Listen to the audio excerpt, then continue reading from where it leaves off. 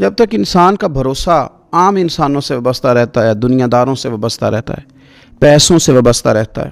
دنیاوی معاملات کے ساتھ وابستہ رہتا ہے، تو وہ کمزور ہوتا جاتا ہے دن بدن۔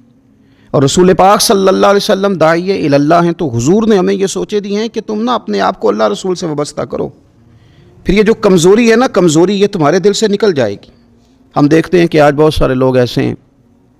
جو مایوسی کی گفتگو کرتے ہیں، اگر غریب ہو گئے ہیں تو تب بھی ان کے جملوں میں معاذ اللہ مایوسی ہے، کہیں بیمار ہو گئے ہیں تو پھر بھی وہ گھبرائے سے ہیں، وہم کا شکار ہیں، اگر کسی جگہ کوئی آزمائش ان پر آ گئی ہے تو بھی مختلف توہمات کا وہ شکار ہو جاتے ہیں۔ اگر توجہ اللہ رسول کی جانب ہو اور وہ سوچیں جو رسول پاک صلی اللہ علیہ وسلم نے ہمیں دی ہیں ان پر توجہ ہو، تو پھر انسان کسی وہم کا شکار نہیں ہوتا، پھر وہ مضبوط زندگی گزارتا ہے اور مضبوطی کے ساتھ آگے بڑھتا ہے، کیونکہ اس کو سمجھ آ گئی ہے کہ میرا خالق اللہ ہے، رازق اللہ ہے، پیدا کرنے والا اللہ ہے، اور میرے تمام معاملات کا محافظ بھی میرا اللہ ہے۔ پھر وہ کمزور نہیں پڑتا، پھر وہ زیادہ امیدیں لوگوں سے وابستہ نہیں کرتا، دنیا داروں سے، سیٹھ و نوابوں سے زیادہ امیدیں نہیں وابستہ کرتا، پھر اس کی امیدیں اللہ سے اور اللہ والوں سے، پھر وہ اللہ رسول کی بارگاہ میں اپنے آپ کو پیش کر دیتا ہے۔ حدیث مبارکہ ترمذی شریف میں موجود ہے، راوی حضرت عبداللہ ابن مسعود رضی اللہ تعالیٰ عنہ ہیں۔ ذرا حضور صلی اللہ علیہ وسلم کے تربیت کرنے کا انداز دیکھیے گا۔ حضرت عبداللہ ابن مسعود رضی اللہ تعالیٰ عنہ روایت کرتے ہیں کہ نبی پاک صلی اللہ تعالیٰ علیہ وسلم نے فرمایا کہ اللہ تعالیٰ نے ہر جان کو پیدا فرمایا، ہر جان کو اللہ تعالیٰ نے پیدا کیا، تو 3 چیزیں رب کریم نے لکھ دیں اس کے لیے۔ ہر جان کو پیدا کیا تو اللہ نے لکھ دیا، کیا لکھا؟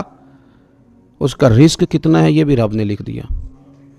عمر کتنی ہے، زندگی کتنی ہے یہ بھی رب نے لکھ دیا، اور جو اس پر مشکلات آئیں گی وہ بھی اللہ نے لکھ دی۔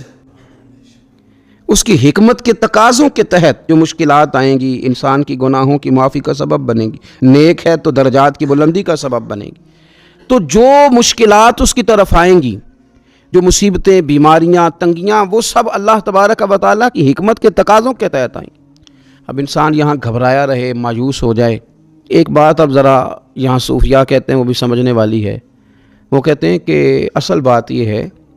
کہ جس رب کی طرف سے تو کرم قبول کرتا ہے نا، اس کی طرف سے آزمائش بھی قبول کر۔ وہ کریم جو تیرے اوپر رحمت کے دروازے کھولتا ہے، کبھی اپنی حکمت کے تقاضوں کے تحت تجھے کسی مشکل میں ڈالے تو اسے بھی تھوڑا سا قبول کر۔ ایسا نہ ہو کہ میٹھا ہے تو فٹافٹ تو قریب کرے، اور اگر تھوڑا سا تجھے کوئی ترش رویے سے، ترش جگہ سے گزرنا پڑے تو پھر تو گھبرا جائے۔ تو اپنے مالک کے سپرد جب اپنے آپ کو کر دے گا، پھر تیری طبیعت سکون میں آ جائے گی، تیرا